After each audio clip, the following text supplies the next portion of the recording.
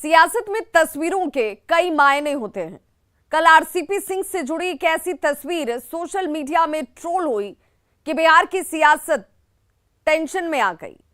कई तरह के कयास फिजाओं में गूंजने लगे। हालांकि कुछ ही देर बाद तस्वीरों से उठा संशय दूर भी हो गया।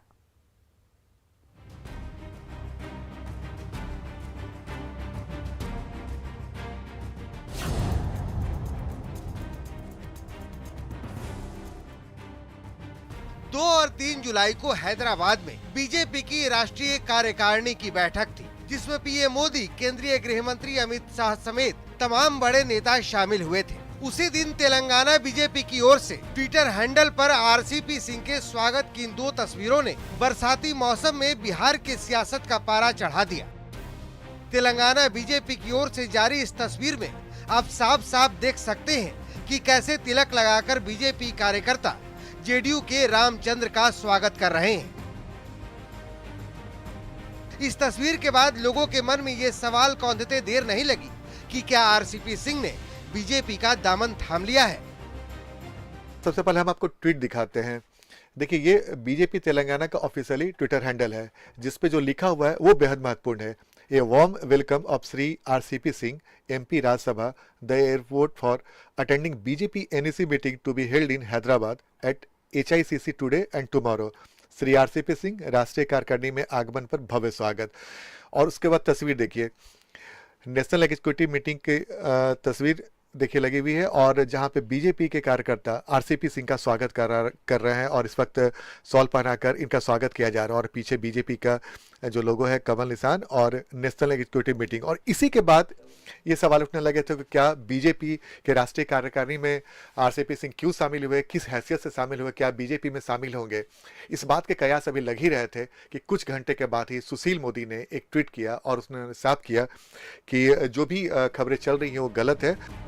तस्वीरों ने कंफ्यूजन पैदा किया तो तस्वीरों ने ही कंफ्यूजन दूर भी किया। सियासी माहौल के गरमाते ही ये तस्वीरें भी सामने आ गई। इन तस्वीरों से साफ हो गया कि आरसीपी सिंह 2 जुलाई को हैदराबाद में थे जरूर, लेकिन एनएमडीसी की बैठक में हिस्सा लेने के लिए, जैसा कि आपको तस्वीरों में दिख भी रहा है।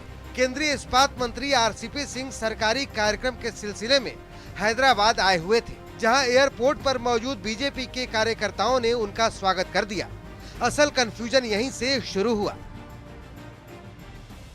वो एयरपोर्ट पे जो स्वागत की व्यवस्था रही है, जिसमें जो भी सांसद मंत्रीगण या जो भी डेलीगेट्स आ रहे थे, उनके स्वागत की व्यवस्था ही हुई।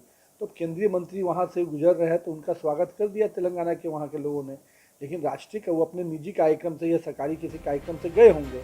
दरअसल जब से जेडीयू ने आरसीपी सिंह को राज्यसभा जाने के रास्ते पर ब्रेक लगाया है, तब से जेडीयू और आरसीपी सिंह के बीच खटास की खबरें फिजाओं में घूमती रहती हैं। इस वक्त जेडीयू कोटे से आरसीपी सिंह केंद्र में इस्पात मंत्री हैं।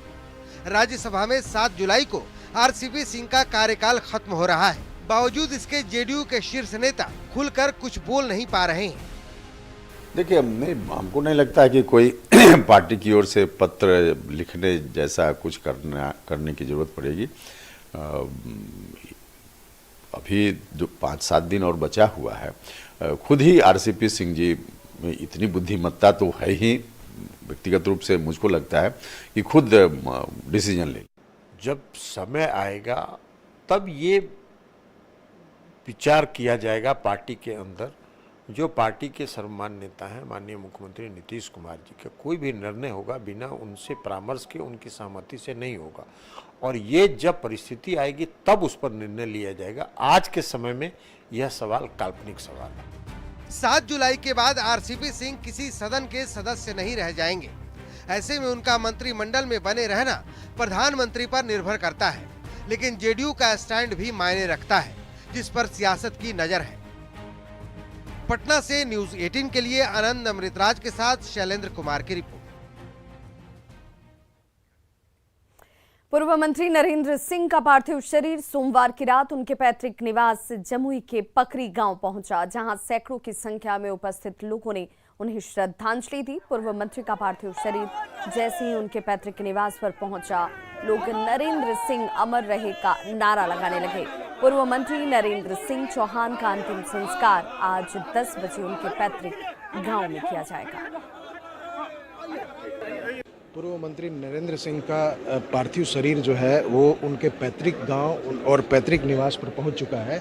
हम तस्वीर दिखाना चाहेंगे कि जहां पर लोग यहां पर सैकड़ों की संख्या में उनके समर्थक और स्थानीय लोग उमड़े हुए हैं और श्रद्धांजलि दी जा रही है। अगर देखा जाए तो यहां पर कि उनको यहां पर जो डीप फ्रीज़र है उसमें रखा गया है और उनको नमन किया जा रहा है, श्रद्धांजलि दिया जा रहा है। और देख सकते हैं कि किस तरह से लोगों की भीड़ यहाँ पर उमड़ी है।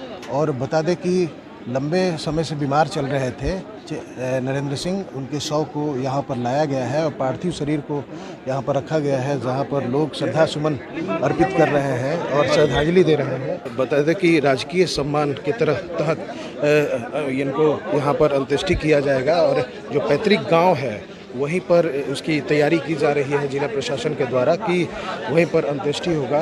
कह सकते हैं कि जो बिहार के राजनीतिक गलियारे में जिस तरह के शोक का लहर है उसी तरह का शोक का लहर उनके जो पैतृक जिला है, पैतृक गांव है, वहां पर देखने को मिल रहा है।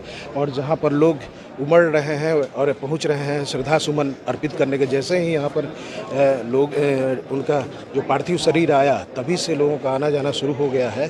केसी कुंदर, न्यूज़ 18 जमुई। और बड़ी खबर इस वक्त किशनगंज से आ रही है, जहां लाखों रुपए का स्मैक जब्त किया गया है। भारी मात्रा में शराब बरामद की गई है। टाउन थाना पुलिस की तरफ से कार्रवाई की गई। बस स्टैंड के पास छापेमारी में लाखों रुपए के स्मैक को जब्त किया गया है। भारी मात्रा में शराब की बरामदगी भी हुई है। 2 महिला समेत 3 लोगों को इस दौरान गिरफ्तार किया गया, जिनसे पूछताछ जारी है।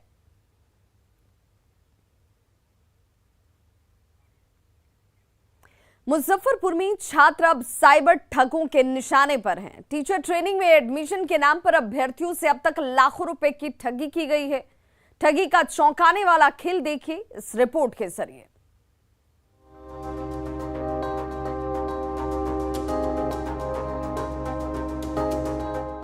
मुजफ्फरपुर में टीचर ट्रेनिंग कॉलेज में एडमिशन के नाम पर एक अलग खेल चल रहा है। पहले बैंकिंग के लिए फ्रॉड कॉल आते थे, लेकिन अब अलग अलग कॉलेज के नाम पर छात्रों को फर्जी कॉल आ रहे हैं और अलग अलग बहाने करके पैसे ऐंठे जा रहे हैं। इस फ्रॉड कॉल के चक्कर में अब तक कई दर्जन छात्र धोखे में आ चुके हैं और अपना पैसा गंवा चुके हैं। कॉल किया गया था, इसमें बताया गया, मेरा नाम लिया गया और मेरा डिटेल सारा कुछ कंफर्म किया गया और बोला गया कि आपका फॉर्म रिजेक्ट हो गया है और इसके लिए आपको 1550 रुपये देना होगा, ये रिफंड हो जाएगा। कॉल आया है कि 10:30 बजे तक लिंक रहेगा कॉलेज का, कि आप हमारे इस नंबर पे पैसा आप भेज दीजिए 2550 रुपया, नहीं तो आपका एडमिशन नहीं हो पाएगा। ये मामला केवल एक कॉलेज का ही नहीं है, बल्कि जिले के अलग अलग कॉलेजों का है। Chandwara teacher training college, diet शिक्षक प्रशिक्षण केंद्र से कई मामले सामने आए हैं, जहां छात्रों से ठगी की गई है। ठगी के शिकार छात्र और उनके परिजनों ने कॉलेज पहुंचकर मामले की जानकारी ली। को बताया था तो सर बोले थे कि ऐसा फर्जी वाला कॉल है, इस पर ध्यान नहीं देने के लिए। और मैम बोली है, अभी मैम से बात हुआ है तो मैम बोली है कि लिखित में शिकायत देने के लिए।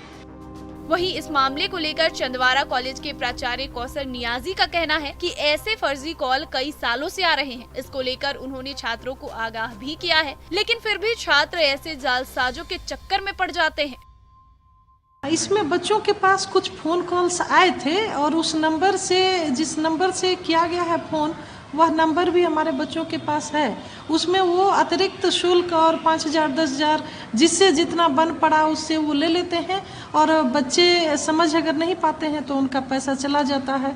जबकि कॉलेज से बिल्कुल मना किया गया है कि किसी भी तरह के ऐसे फर्जी कॉल से बचे रहें। मामले को लेकर हमने पड़ताल की और यह मामला सामने आया कि ऐसे फर्जी कॉल्स जो है वह अलग अलग लोगों के द्वारा किए जा रहे हैं और कॉलेज इसमें इन्वॉल्व नहीं है। कॉलेज लगातार इसको लेकर लोगों को अलर्ट कर रहा है और न्यूज़ 18 भी आपको अलर्ट करता है कि आप ऐसे फर्जी कॉल से बचें और अपने अकाउंट को सुरक्षित रखें। मुजफ्फरपुर से न्यूज़ 18 के लिए प्रियांक सौरभ।